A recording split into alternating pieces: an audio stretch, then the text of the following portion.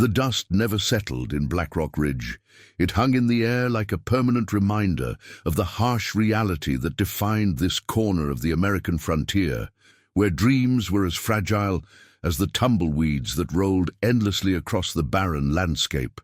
The year was 1887, and the town had grown around the promise of black gold buried deep beneath the unforgiving earth. Oil derricks pierced the horizon like steel prayers reaching toward heaven, their rhythmic pumping the heartbeat of a community built on hope and desperation. In the heart of this dusty settlement stood Mabel's Café, a modest establishment that served as the unofficial gathering place for everyone from roughneck oil workers to traveling merchants. The building itself was unremarkable: weathered wooden planks, a tin roof that rattled in the wind, and windows that had long since given up their battle against the persistent dust. But inside, the aroma of fresh coffee and home-cooked meals created a sanctuary from the harsh realities of frontier life. Behind the counter, moving with practiced efficiency despite her youth, was Sarah May Thompson. At 18, she possessed a beauty that seemed almost out of place in such a rough town. Her auburn hair was always neatly pinned back, though rebellious strands would escape throughout the day, framing a face that held both innocence and determination. Her hands, though young, already bore the calluses and small scars that came from years of hard work, washing dishes, scrubbing floors, and serving endless cups of coffee to men whose dreams were as big as their appetites. Sarah May had been working at the cafe since she was 14, when her father died in a mining accident and her mother took ill with consumption. The work was honest, but it was hard, and the pay barely kept food on their table and medicine for her ailing mother.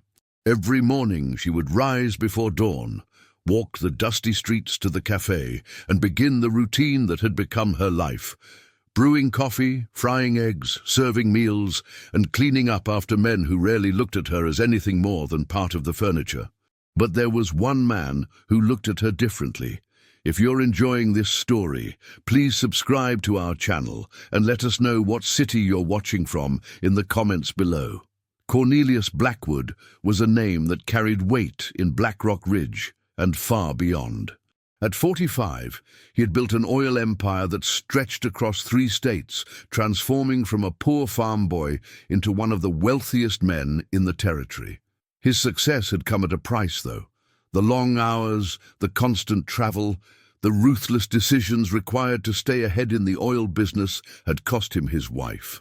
Margaret, who had died 3 years earlier from a fever while he was away on business. The guilt of not being there when she needed him most had hollowed him out, leaving him wealthy beyond measure, but emotionally bankrupt. Every day at precisely 11:30 in the morning, Cornelius would enter Mabel's Café. He was a tall man, imposing in his perfectly tailored suits that seemed incongruous in the dusty frontier town. His dark hair was streaked with premature silver, and his steel-grey eyes held the weight of a man who had seen too much and lost even more. He would take the same table in the corner, order the same meal, black coffee, eggs over easy, and whatever pie Sarah May recommended, and conduct his business from that worn wooden table. But Cornelius wasn't really there for the food or even the convenient location. He came for the brief moments when Sarah May would approach his table, her smile genuine, despite the weariness that sometimes crept into her green eyes. There was something about her that reminded him of simpler times, before oil and money and power had complicated everything. She moved with a grace that seemed untouched by the harshness of her circumstances, and when she spoke, her voice carried a warmth that had been absent from his life for far too long.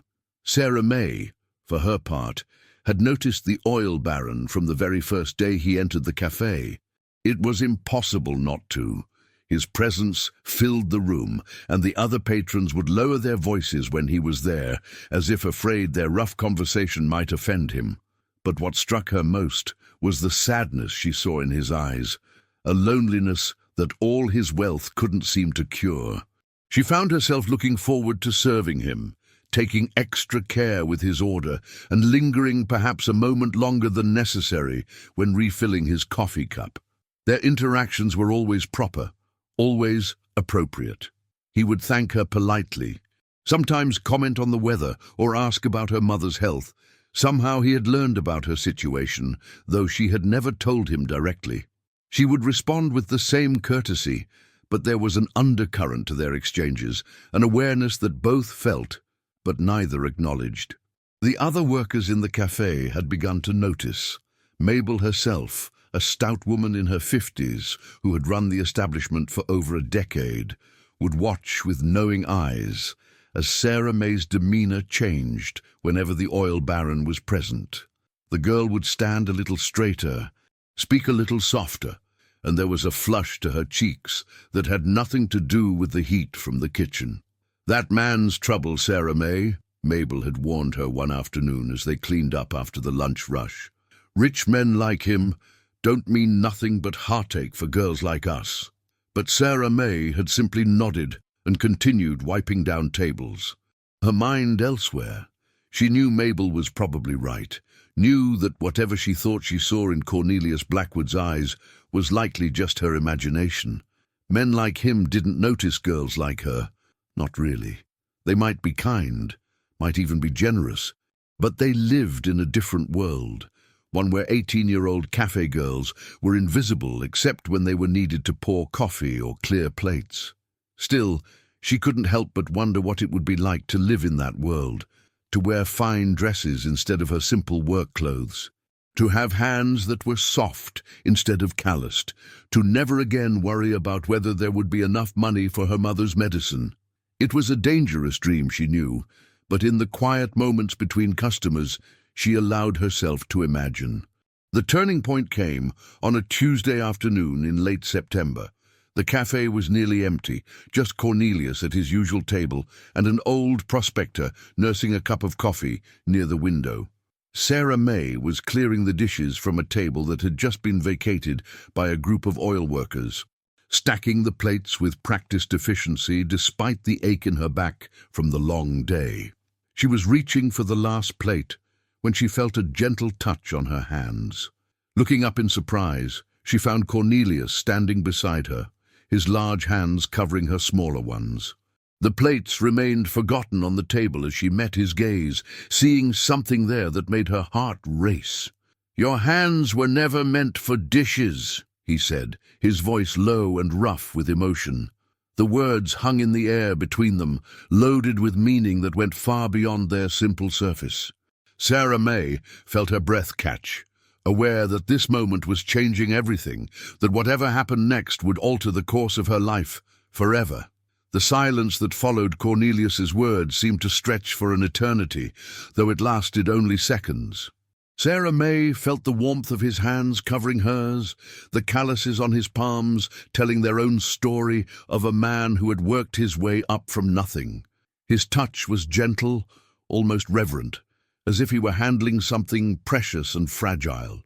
"Mr. Blackwood," she whispered, her voice barely audible above the distant sound of oil derricks pumping outside. She should pull her hands away, should step back and return to her work. Every instinct told her that this moment was dangerous, that crossing this line would lead to complications she wasn't prepared to handle. But she didn't move. Instead, she found herself studying his face, seeing past the expensive clothes and commanding presence to the man beneath. There was vulnerability in his steel-grey eyes, a longing that matched something deep within her own heart. "Cornelius," he said softly, his thumbs brushing gently across her knuckles, "when we're alone like this, I'd like you to call me Cornelius." The intimacy of using his first name sent a shiver through her. In all the months he had been coming to the cafe, she had never presumed such familiarity. It was always Mr. Blackwood or Sir, maintaining the proper distance between a wealthy businessman and a working girl. "I shouldn't," she said, though even as the words left her lips, she knew her resolve was weakening. "There are many things we shouldn't do," he replied, his voice carrying the weight of a man who had spent years denying himself simple pleasures in pursuit of success. But sometimes, Sarah May, we must choose between what we should do and what our hearts demand." Before she could respond, the bell above the cafe door chimed, and they sprang apart like guilty children. A group of railroad workers entered, their voices loud and boisterous as they claimed a table near the front. Sarah May quickly gathered the forgotten dishes, her hands trembling slightly as she carried them to the kitchen. Cornelius returned to his table, but the easy routine of their previous encounters had been shattered. Every glance they exchanged now carried the memory of that moment, the weight of words spoken and feelings acknowledged. When she brought him his coffee, their fingers brushed as she set down the cup, and the simple contact sent electricity through both of them. That evening, after the cafe had closed and Sarah May had walked home through the dusty streets to the small house she shared with her mother, she found herself unable to sleep. She sat by her mother's bedside, listening to the labored breathing that had become increasingly worse over the past few weeks, and thought about Cornelius's words. "Your hands were never meant for dishes." What had he meant? Was it simply a kind observation about her circumstances, or was there something more? The way he had looked at her, the tenderness in his touch, suggested depths of meaning that both thrilled and terrified her. Her mother, Eleanor Thompson, had once been a beautiful woman. Even now, wasted by illness, traces of her former beauty remained in her delicate bone structure and the golden hair that Sarah May had inherited. Eleanor had married for love, choosing Sarah May's father despite his modest means, and had never regretted the decision, even when it meant a life of hard work and financial struggle. "Mama," Sarah May whispered into the darkness, "what would you do if someone offered you a chance at a different life, a better life, but one that might cost you everything you've ever known?" Eleanor's eyes fluttered open, and despite her weakness, her gaze was sharp and knowing. "Is this about the oil man?" she asked, her voice barely a whisper. Sarah May shouldn't have been surprised that her mother had noticed. Eleanor might be confined to bed, but she still heard the town gossip that filtered through their neighbors and the few visitors who came to check on them. "He's a good man from what I hear," Eleanor continued, struggling to sit up slightly. "Lost his wife a few years back, been alone ever since." "Mama, you should rest. Listen to me, child." Eleanor's hand found Sarah May's, her grip surprisingly strong. "I won't be here much longer. We both know it. And when I'm gone, what will you have? This house will go to pay my medical debts.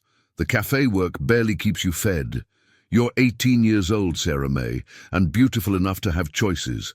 Don't let pride or fear keep you from a chance at happiness." The conversation haunted Sarah May through the following days. Cornelius continued to come to the cafe, but their interactions had taken on a new tension. He would watch her as she worked, and she could feel his gaze following her movements. Sometimes she would catch him staring, and the intensity in his eyes would make her pulse quicken. It was during one of these charged encounters that Mabel finally confronted her. "Sarah May, honey, you need to be careful," the older woman said as they prepared for the evening cleanup. "That man's got intentions, and they ain't the marrying kind." "You don't know that," Sarah May replied, though her voice lacked conviction. "I know men, child. I've been watching them come and go in this cafe for more years than you've been alive. Rich men like Blackwood. They don't marry cafe girls. They might keep them, might set them up nice in a little house somewhere, but they don't marry them." The words stung because Sarah May feared they might be true. What could a man like Cornelius Blackwood possibly see in her beyond a temporary diversion? She was young and pretty, yes, but she was also uneducated, poor, and completely outside his social circle. But then she would remember the way he had touched her hands, the reverence in his voice when he spoke her name, and she would wonder if perhaps Mabel was wrong. Perhaps there were men who could see past social boundaries to the person beneath. The answer came sooner than she expected. It was a Friday evening, and the cafe was nearly empty. Cornelius sat at his usual table, but instead of conducting business, he simply watched Sarah May as she moved through her closing routine. When the last customer left and Mabel retreated to the kitchen to count the day's receipts, he stood and approached the counter where Sarah May was wiping down the surface. "I have something I need to say to you," he began, his voice serious. "Something that can't wait any longer." Sarah May's heart began to race. She set down her cleaning rag and gave him her full attention, aware that whatever he was about to say would change everything. "I know what people think," he continued, his eyes never leaving hers. "I know what they're saying about my intentions toward you, and I know that a smart girl like you has probably heard the warnings." She nodded, unable to speak. "They're not wrong to warn you," he said, surprising her. "I am dangerous to you, Sarah May, not because I would ever hurt you intentionally, but because I want things I have no right to want. Because I've fallen in love with a girl who deserves so much better than what I can offer." The words hit her like a physical blow. "Love." He had said love. "What are you saying?" she whispered. "I'm saying that I can't offer you marriage, not the way you deserve. My world, my business associates, my social obligations, they would never accept a wife from your background. It would destroy everything I've built. And more importantly, it would destroy you. They would tear you apart with their cruelty and their judgment." Sarah May felt her heart breaking, even as he continued. "But I can offer you something else. I can take you away from this life of endless work and worry. I can give you a beautiful home, fine clothes, education, travel, everything your heart desires. You would want for nothing, Sarah May, nothing except the respectability of a wedding ring." The offer hung between them like a bridge she could either cross or burn. Sarah May understood exactly what he was proposing. She would become his mistress, his kept woman, living in comfort, but forever outside the bounds of respectable society. "I need time to think," she said finally, her voice steady despite the turmoil in her heart. "Of course," he replied, reaching into his jacket and pulling out an envelope. "This is for your mother's medical care. Whatever you decide about my offer, please don't let pride prevent you from accepting this help." Before she could protest, he placed the envelope on the counter and walked toward the door. At the threshold, he turned back. "Sarah May," he said, his voice thick with emotion, "I want you to know that whatever you decide, these past months of knowing you have been the happiest I've experienced since my wife died. You've brought light back into a very dark world." And then he was gone, leaving Sarah May alone with an envelope full of money and the most difficult decision of her young life. The envelope contained more money than Sarah May had ever seen in her life. $500 in crisp bills, enough to pay for her mother's medical care for months. Enough to ease the constant worry that had been her companion for so long. She stared at the money spread across her kitchen table, her hands trembling as she counted and recounted the bills. Her mother slept fitfully in the next room, her breathing more labored than ever. The doctor had been clear about Eleanor's condition. Without proper medicine and care, she had weeks, perhaps days, left. With the money Cornelius had given her, Sarah May could afford the best treatment available, could hire a nurse to help care for her mother, could even take her to the city where better doctors might be able to help. But accepting the money felt like accepting his proposition, even though he had insisted it was a gift, regardless of her decision. Sarah May knew that in a town like Black Rock Ridge, nothing stayed secret for long. If people discovered that Cornelius Blackwood had given her such a substantial sum, they would draw their own conclusions about the nature of their relationship. She spent the weekend in agonizing deliberation. On Saturday, she visited the doctor and learned that her mother's condition had worsened. Without immediate treatment, Eleanor might not survive another week. The medicine she needed cost more than Sarah May made in 3 months at the Café. On Sunday, she sat in the small church at the edge of town, listening to Reverend Morrison's sermon about temptation and moral choices. The irony wasn't lost on her. Here she was, contemplating a decision that would brand her as a fallen woman in the eyes of the very people sitting around her. Yet it was the only way she could save her mother's life. After church, she walked through the town cemetery, stopping at the grave of her father. The simple wooden cross bore his name and the dates of his too short life.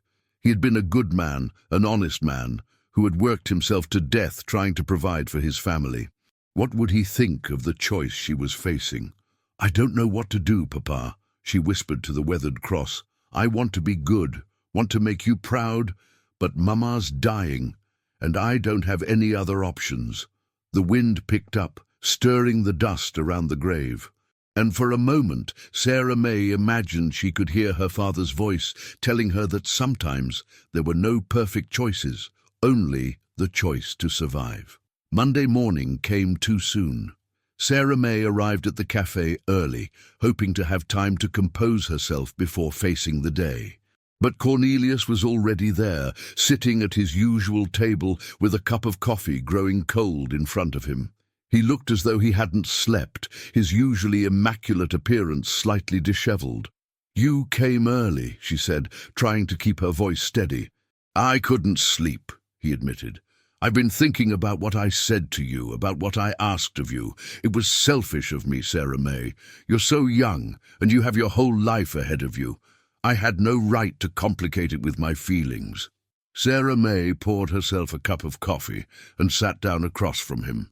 A breach of protocol that would have scandalized the town's gossips if they had witnessed it. "My mother is dying," she said simply. "The doctor says she has days, maybe a week if she's lucky.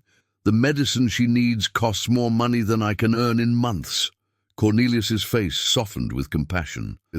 "Sarah May, I told you that money was a gift, no strings attached. Use it for your mother's care, please."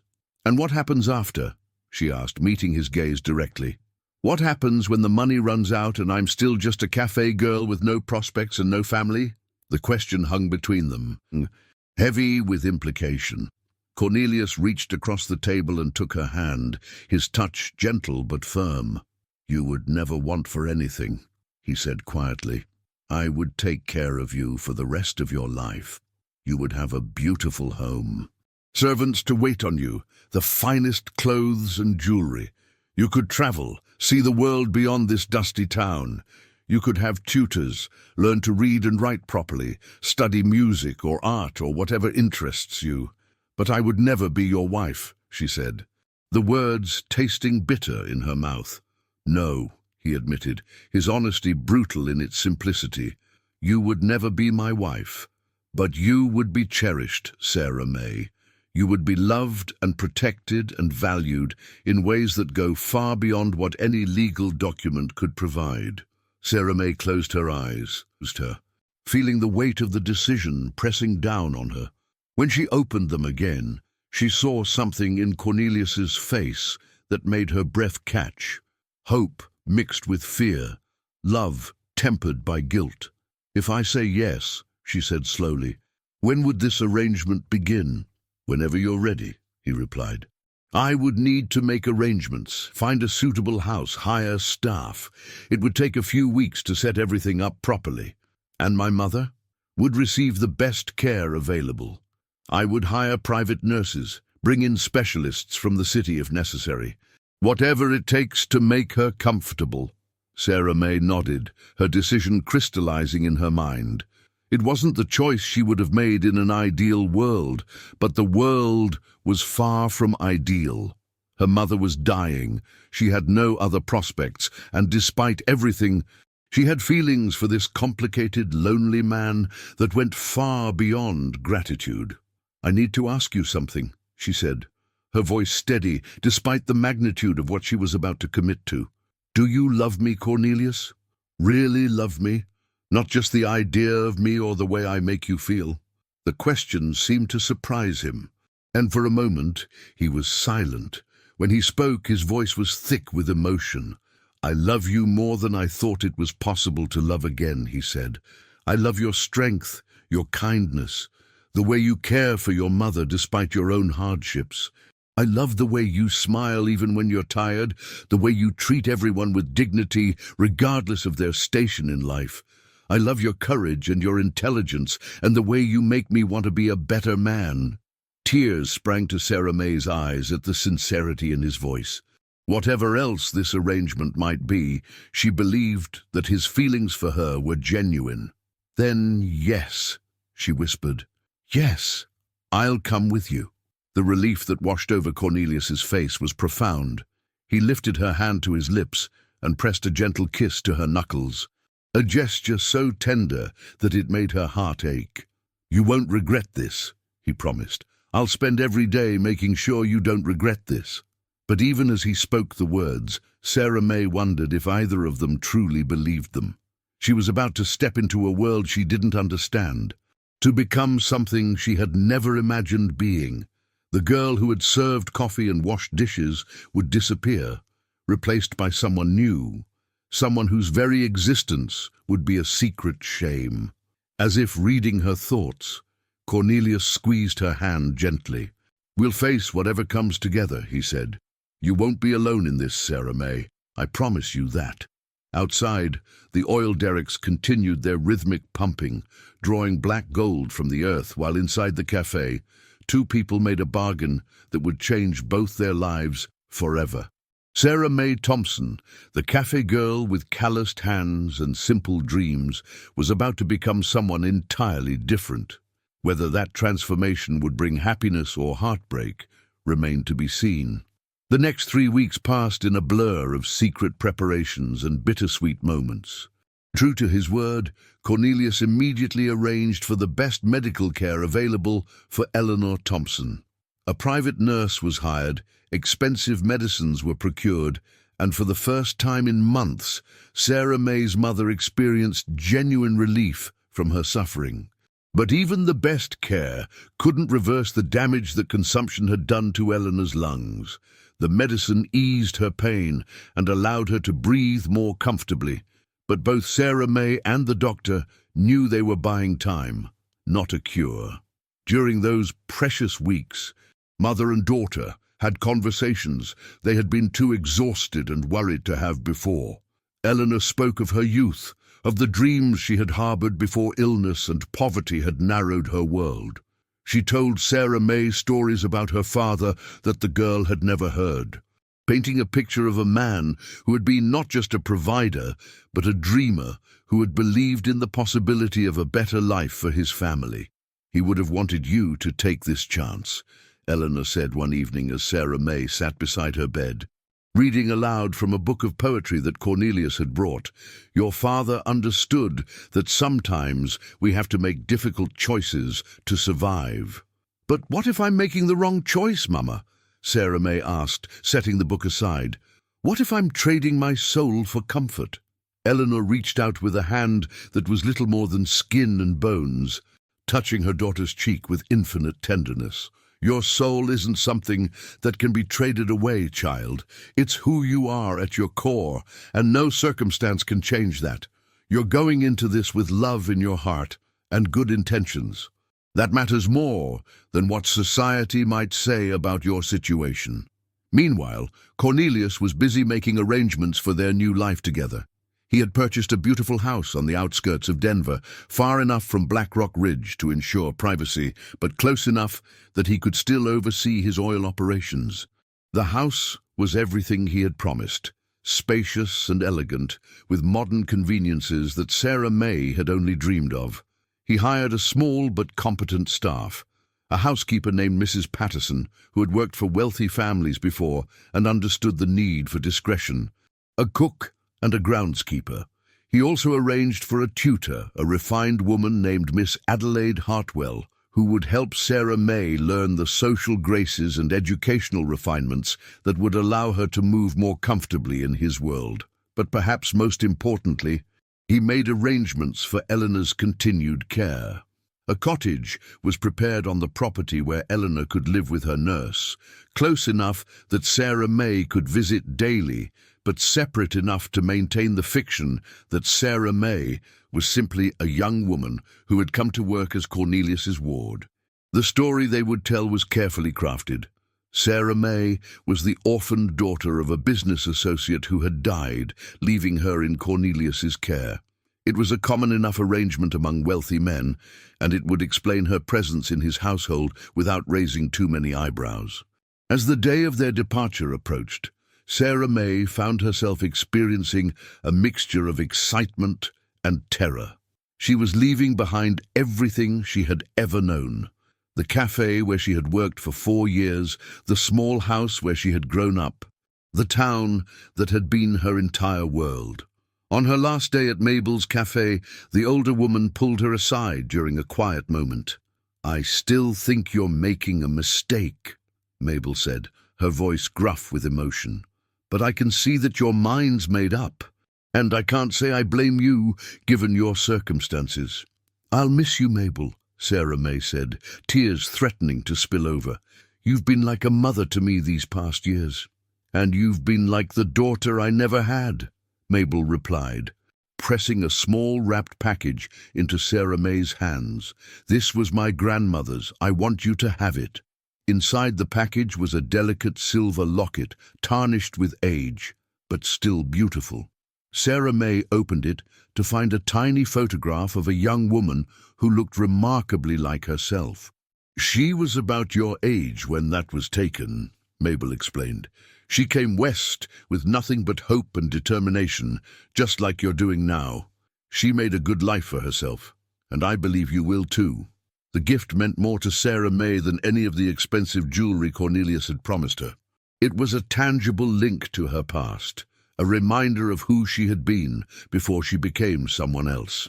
On the morning of their departure, Sarah May stood in the cemetery one last time, saying goodbye to her father's grave.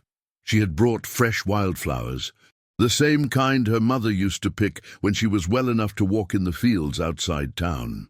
"I'm scared, Papa," she whispered to the weathered cross.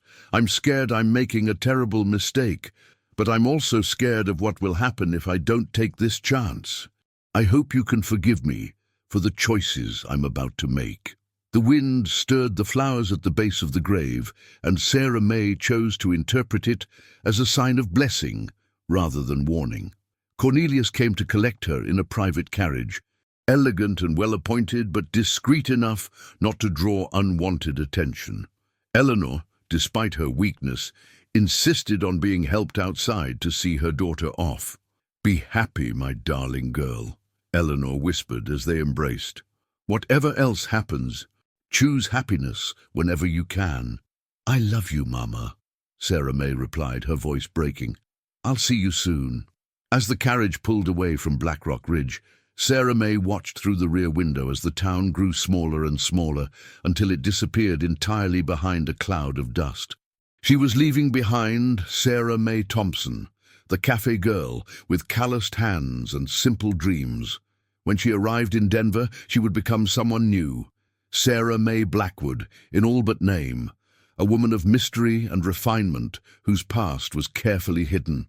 Cornelius sat beside her in the carriage, his hand covering hers in a gesture of comfort and possession. He had kept his word about everything so far, and she had to trust that he would continue to do so. But as the familiar landscape of her childhood gave way to unknown territory, Sarah May couldn't shake the feeling that she was crossing more than just physical distance. She was crossing into a new life, one that would test everything she believed about herself and force her to discover just how much she was willing to sacrifice for love and security. The girl who had once served coffee to oil workers was about to become the secret companion of one of the most powerful men in the territory. Whether that transformation would bring her the happiness she sought or destroy everything she held dear remained to be seen. But as the carriage rolled toward Denver and her uncertain future, Sarah May Thompson made a silent promise to herself.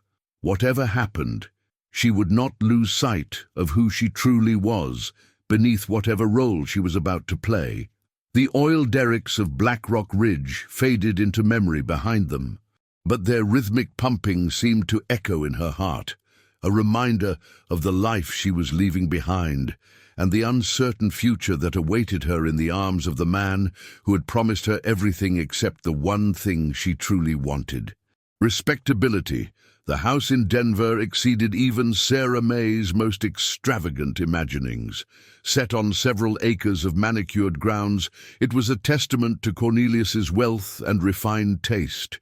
The architecture was elegant but not ostentatious, with wide verandas and tall windows that let in streams of golden light. Inside, every room was appointed with the finest furnishings. Persian rugs, crystal chandeliers, and artwork that Sarah May would later learn had been imported from Europe. But it was the small cottage at the back of the property that brought tears to her eyes. Cornelius had spared no expense in making it comfortable for her mother. The rooms were bright and airy, with a view of the garden that Eleanor could enjoy from her bed. The private nurse, a competent woman named Mrs. Henley, had already settled in and pronounced the arrangements more than adequate for her patient's care. "You did all this for her," Sarah May said to Cornelius as they stood in the cottage's main room, watching Mrs. Henley help Eleanor get settled. "I did it for you," he replied quietly. "Your happiness depends on your mother's comfort. I understand that." It was in moments like these that Sarah May remembered why she had fallen in love with this complicated man. Beneath the ruthless businessman and the social constraints that governed his world, there was a capacity for kindness and understanding that took her breath away. The first few weeks in Denver were a period of adjustment unlike anything Sarah May had ever experienced. Miss Adelaide Hartwell, her tutor, was a woman of impeccable breeding and infinite patience, who set about the task of transforming a café girl into a lady with the dedication of a sculptor working with precious marble. "Posture is everything, my dear," Miss Hartwell would say, balancing a book on Sarah May's head as she practiced walking across the drawing room. "A lady carries herself as if she owns the world, not as if she's apologizing for taking up space in it." The lessons covered everything from proper table etiquette to the subtle art of conversation. Sarah May learned which fork to use for each course, how to hold a teacup without making noise, and the complex social rules that governed interactions between people of different classes. It was exhausting and sometimes humiliating, but she threw herself into the learning with the same determination that had helped her survive years of hard work at the café. Cornelius was patient with her struggles, never making her feel foolish when she made mistakes. In the evenings, after her lessons were done, they would sit together in his study while he worked on business correspondence, and she practiced her reading with books from his extensive library. These quiet moments became precious to her, times when the artificial constraints of their situation seemed to fade away, leaving just a man and woman who genuinely enjoyed each other's company. But the reality of their arrangement was never far from the surface. Sarah May was introduced to visitors as his ward, the orphaned daughter of a deceased business associate.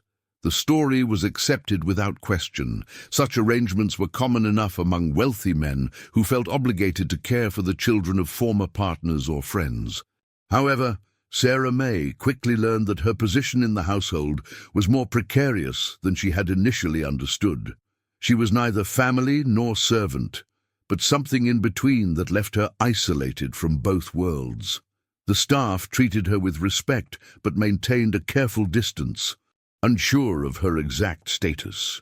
When Cornelius entertained business associates or social acquaintances, she was expected to make polite conversation, but never to presume too much familiarity.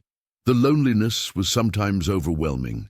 Despite the luxury that surrounded her, despite Cornelius's obvious affection and her mother's improved health, Sarah May often felt like she was living in a beautiful prison. She missed the simple camaraderie of the café, the easy relationships with people who had known her all her life. It was during one of these periods of melancholy that she made a discovery that would change everything. She had been exploring the house, familiarizing herself with rooms she rarely had occasion to visit, when she found herself in what appeared to be a private sitting room on the second floor. The room was beautifully appointed, but had an unused quality, as if it had been preserved exactly as someone had left it. On the mantelpiece were several photographs in silver frames, and Sarah May's breath caught when she saw them. They showed a woman of extraordinary beauty, dark hair, intelligent eyes, and a smile that seemed to light up her entire face. The woman was clearly the lady of the house, photographed in various settings around the property and in formal portraits that spoke of wealth and social position. That was Margaret. Sarah May spun around to find Cornelius standing in the doorway, his face unreadable as he looked at the photographs. "Your wife," she said, though it wasn't really a question. "Yes." He entered the room slowly, as if walking through a minefield of memories. This was her sitting room. "I haven't changed anything since she died." Sarah May studied the photographs more closely, seeing in Margaret Blackwood everything that she herself was not. This woman had been born to wealth and privilege, educated from birth to take her place in society. She had been Cornelius's equal in every way that mattered to the world they inhabited. "She was beautiful," Sarah May said, and meant it. "She was everything a man in my position could want in a wife," Cornelius replied, but there was something in his tone that made Sarah May look at him more closely. "But did you love her?" she asked, the question slipping out before she could stop herself. Cornelius was quiet for a long moment, his gaze fixed on the largest photograph, a formal wedding portrait that showed him and Margaret on their wedding day. They looked perfect together, like figures from a fairy tale. "I respected her," he said finally. "I was fond of her. She was intelligent and accomplished, and she understood the demands of my business and social position. We had a comfortable marriage." "That's not the same as love," Sarah May observed. "No," he agreed, turning to look at her with an intensity that made her heart race. "It's not the same as love at all." The implication hung between them, heavy with meaning. Sarah May understood what he was telling her, that what he felt for her was different from what he had felt for his wife, deeper and more passionate despite the impossibility of their situation. But the discovery of Margaret's room also brought home the reality of what Sarah May could never be. She could live in this house, could learn to dress and speak like a lady, could even earn Cornelius's love, but she would never be his wife. She would never have the security and respectability that Margaret had enjoyed. She would always be the secret, the woman who existed in the shadows of his real life. That night, as she lay in her beautiful bedroom with its silk curtains and imported furniture, Sarah May made a decision. She would not simply be a kept woman, grateful for whatever scraps of affection and security Cornelius chose to give her. If she was going to live this life, she would live it on her own terms as much as possible. The next morning, she sought out Cornelius in his study. "I want to learn about your business," she announced without preamble. He looked up from his papers, surprised. "My business? Oil? Investments? Whatever it is you do all day. I want to understand it." "Sarah May, that's not necessary.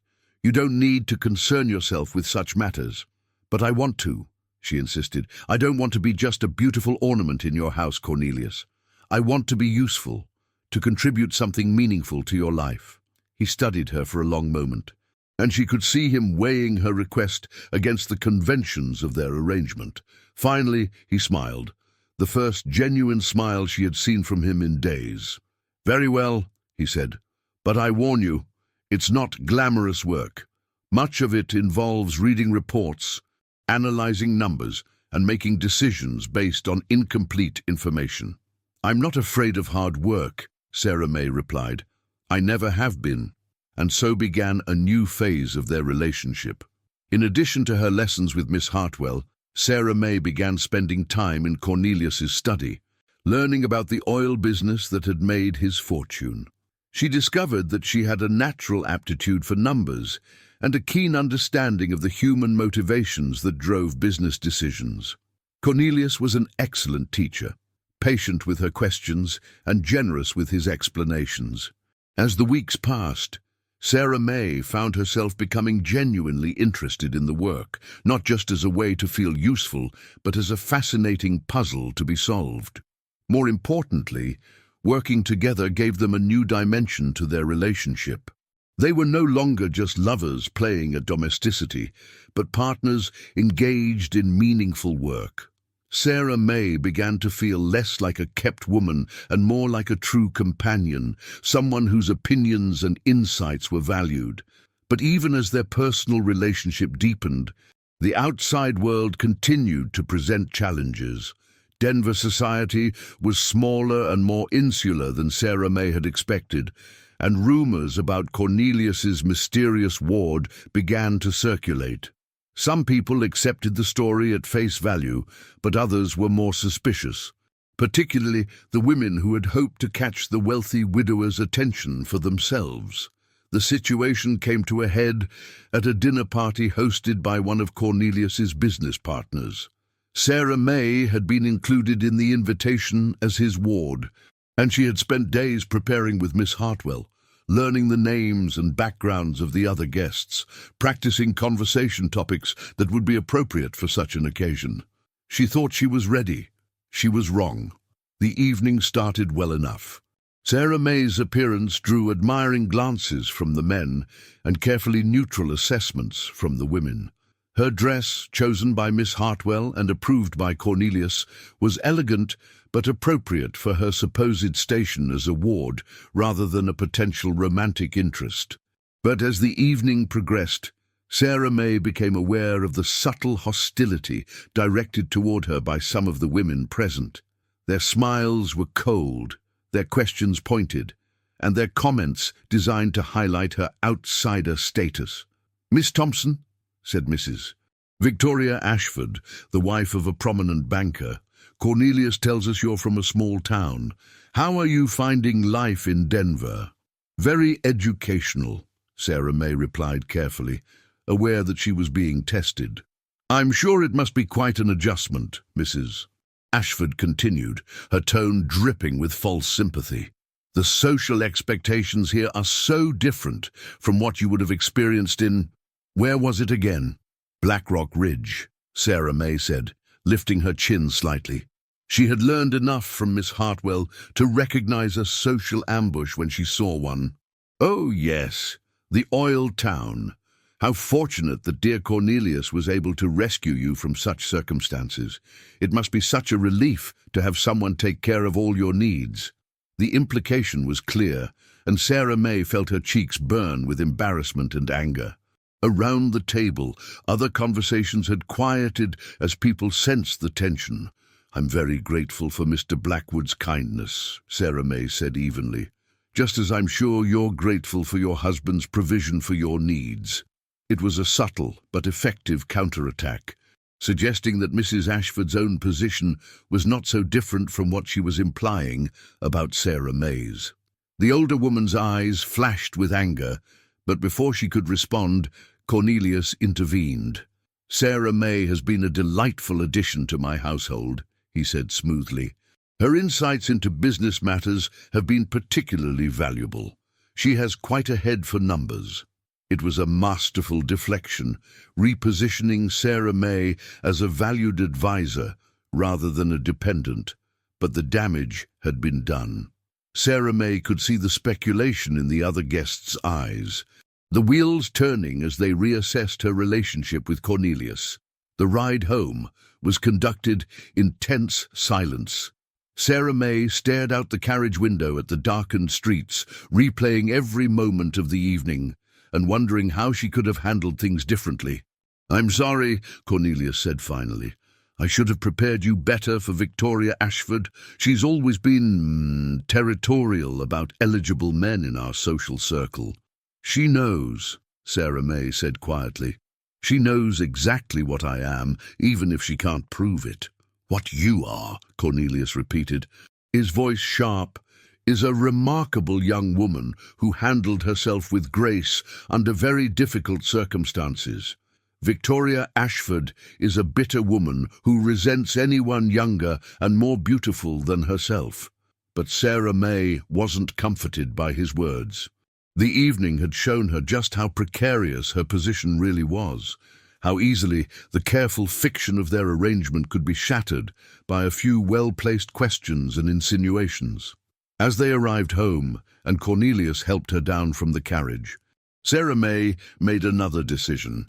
If she was going to survive in this world, she needed to become more than just a well-dressed former cafe girl.